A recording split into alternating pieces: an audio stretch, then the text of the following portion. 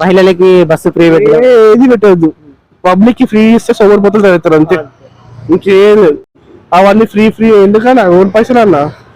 ట్యాక్సీలు కట్టాలి ఒకడు, ఒక కార్యం కూర్చొని కానీ ఇంకొకడు. మనం అట్లాంటి ఎంకరేజ్ చేయం. అవి యూత్ ఎవరు ఎంకరేజ్ చేయాలి అట్లాంటి ఫ్రీ అనే పథకాలు. అంటే ఇప్పుడు బియ్యం పప్పు కానీ దాని మీద రేటు పెంచారు, దాని వల్ల కూడా ఏమైనా చెప్తారా, స్పందిస్తారా? అంటే అది బియ్యం అంటే ఇప్పుడు ఎట్లా చెప్పాలి, అన్ని రేట్స్ పెరుగుతున్నాయి. సో దాని ఇంపాక్ట్ పర్మనెంట్ దీనిపైన అనుకుంటున్నా. అండ్ మోర్ ఓవర్ అగ్రికల్చర్ లో ఫార్మర్స్ లో కొంచెం పెరగాలి కదా ఇన్కమ్. ఏం పెరగాలనుకుంటున్నారు? ఫార్మర్స్ కి ఇన్కమ్ పెరగాలి కదా, అది పెరిగినప్పుడు ఫార్మర్స్ లో కొంచెం ఇన్కమ్ పెరుగుతుందేమో అని అనుకుంటున్నాను నేనైతే.